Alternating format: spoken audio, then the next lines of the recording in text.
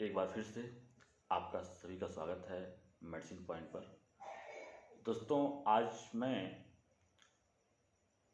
पीलिया को विस्तार से समझूंगा कि पीलिया कैसी होती है, पीलिया क्यों होती है और पीलिया को जॉन्डिस भी बोलते हैं।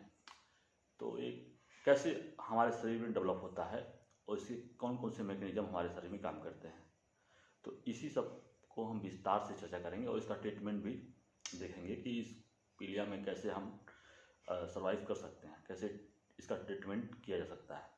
दोस्तों, वीडियो को पूरा देखें ताकि आपको पीलिया के बारे में संपूर्ण जानकारी प्राप्त हो सके। तो आइए शुरू करते हैं पीलिया के बारे में जानकारी। दोस्तों, पीलिया सबसे बड़ी बात यह है कि पीलिया होती क्यों है, जॉन्डिस हमको होता क्यों है। इसके पीछे दोस्तों कई सारे प्रॉब्लम एक साथ काम करते हैं। सबसे बड़ा प्रॉब्लम हमारा इन्वायरमेंट है। इन्वायरमेंट में सबसे बड़ा प्रॉब्लम वाटर पोल्यूशन है। दोस्तों, जो हमारा सिस्टम है, जो डाइजेस्टिव सिस्टम है, ये हमारे भोजन को पचाने के लिए है, न कि आपकी विषाक्त पदार्थों को पचाने के लिए है। ये विषाक्त पदार्थ हमारे डाइजेशन नहीं हो सकता हमारे विषाक्त पदार्थ का आपके, तो कहीं ना कहीं ये भी जिम्मेदार हैं। दूसरा, आजकल जो मार्केट में चला हुआ है एल्कोहल का सेवन, ज़्यादातर लोग कर रहे हैं एल्कोहल का सेवन। दोस्तों, एल्कोहल का सेवन हमारे सेहत के लिए बहुत ही हानिकारक होता है और इसका रिजल्ट आप इस रूप में भी देख सकते हैं, पीलिया के रूप में, आप लीवर डैमेज के रूप में आप देख सकते हैं। तीसरा कारण होता है दोस्तों जंक फूड, जो आज मार्केट में बहुत प्रचलित है। जंक फूड लोग बहुत लगभग उसी पे अपना जीवन निर्वाह कर लेते हैं। जंक फूड लोग खाते हैं ज़्यादातर। घर की सब्जी रोटी उनको अच्छी नहीं लगती और वो बाहर जाके जंक फूड ले लेते हैं, लाइक समोसा हो गया आपका। लेकिन जो तली भुनी चीज़ें हैं वो ज़्यादा मात्रा में कंटेन करते हैं, तो इसलिए उनको ये समस्या देखी जाती है। और भी जो आपकी अंदरूनी समस्या है उसको तो नकारा नहीं सकते, उसमें भी कोई दिक्कत होती है तो आपको ये समस्या होती है। दोस्तों, आखिर हमारे ब्लड में बिलिरुबिन का स्तर बढ़ता कैसे है। डॉक्टर के पास जाते हैं तो डॉक्टर कौन से सिम्टम देख करके मुझे टेस्ट कराने को बोलते हैं। दोस्तों, सबसे बड़ी बात है कि पीलिया अगर जॉन्डिस के सिम्टम आप में, जैसे सिम्टम की बात की जाए अगर, तो आपको फटीग रहता है, थकान रहती है आपको। उसके बाद आपको जो है कि वोमिटिंग की शिकायत रहती है। उसके बाद पेट में गैस बनना होता है। उसके बाद आपको जी मिचलाना, नींद ना आना, टेंशन रहना, देखिए सर में दर्द रहना, कई तरह की समस्याएं होती हैं। और कभी कभी लूज मोशन भी हो सकता है या फिर कॉन्स्टिपेशन हो सकता है। तो ये सब सिम्टम जो होते हैं वो जॉन्डिस में देखे जाते हैं। देखिए दोस्तों, हमारे, जैसा कि आपको पता है, हमारे शरीर में ब्लड होता है और ब्लड जो है आरबीसीज, रेड ब्लड कार्पसेल्स होते हैं दोस्तों।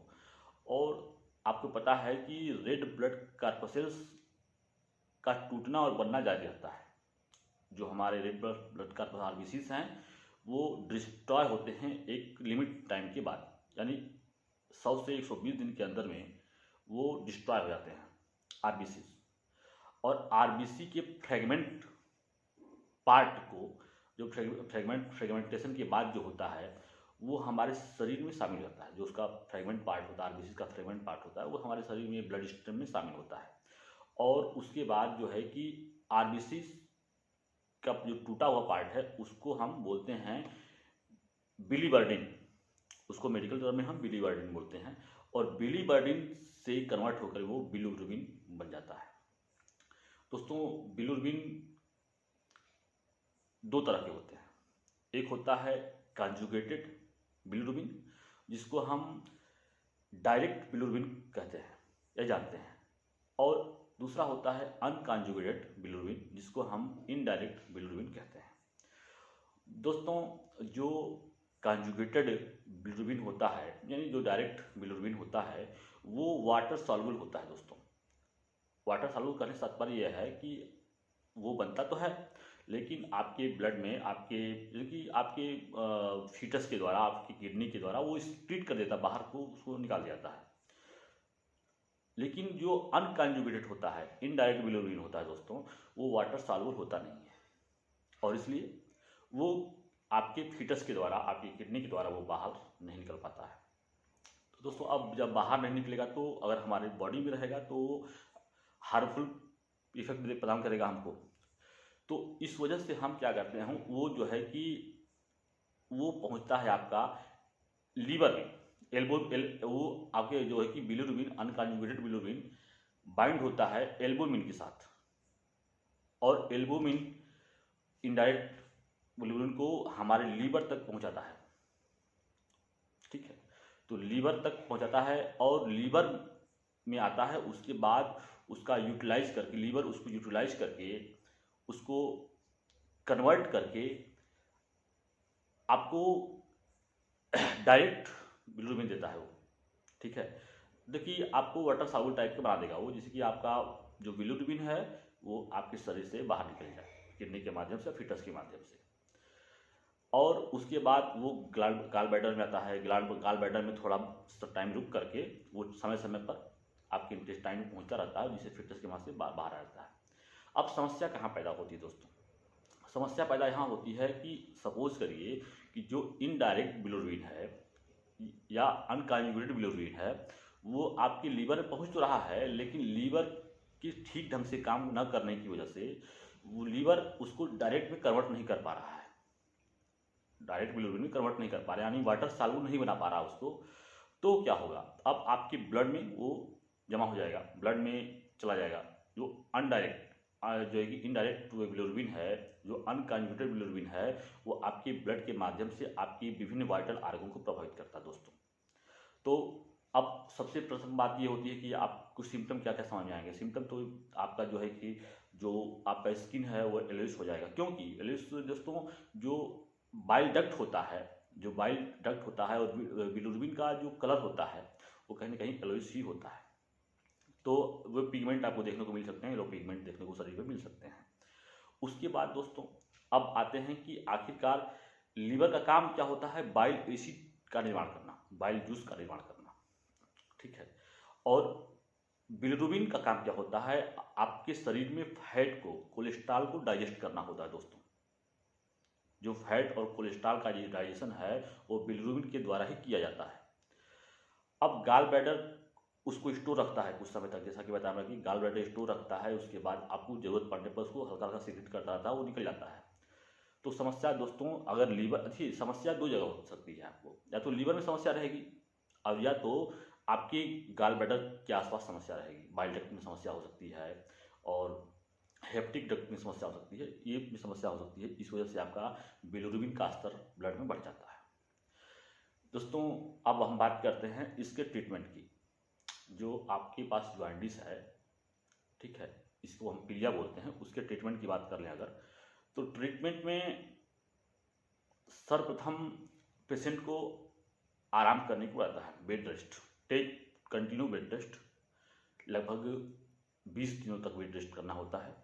और उसके बाद जो है उसके सिम्टम के आधार पर उसका इलाज किया जाता है दोस्तों। अगर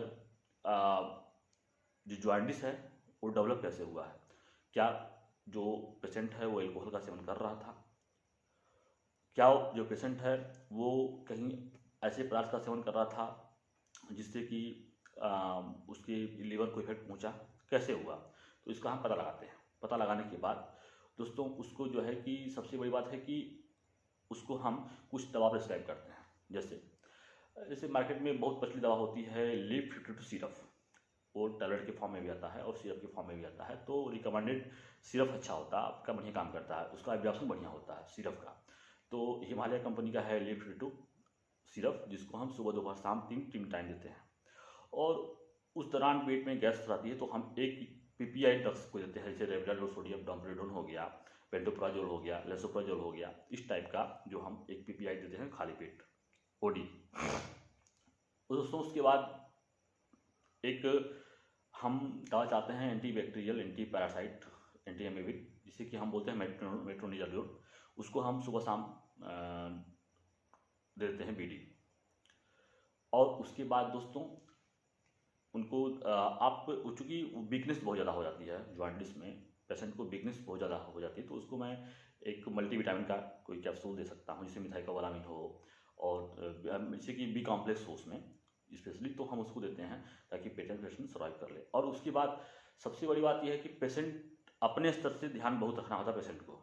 जैसे वो हाइजीन को मेंटेन करना होता है दोस्तों, जो जिस इन्वायरमेंट में रह रहा है उस इन्वायरमेंट को उसको बिल्कुल नीट एंड क्लीन करना होता है, बिल्कुल बैक्टीरिया रहित, वायरस रहित करना होता है।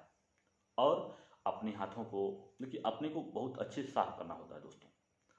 और जो खाना है, जो उनका भोजन है, जो फूड ले रहे हो, तो उनको तली भुनी चीज़ों को नहीं दिया जाता है।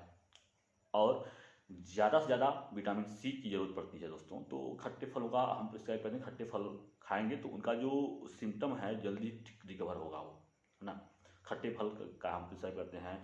और दोस्तों आजकल आप लोग बहुत देखे होंगे, इसी कि गाँव में अक्सर होता रहता है ये, यार ये कुछ नहीं है, ये इनको पीलिया हुआ है, तो वो एक औषधि बनाते हैं। जैसे कि आप आयुर्वेद कहीं आयुर्वेदिक डॉक्टर को दिखाएंगे तो उनका एक होता है।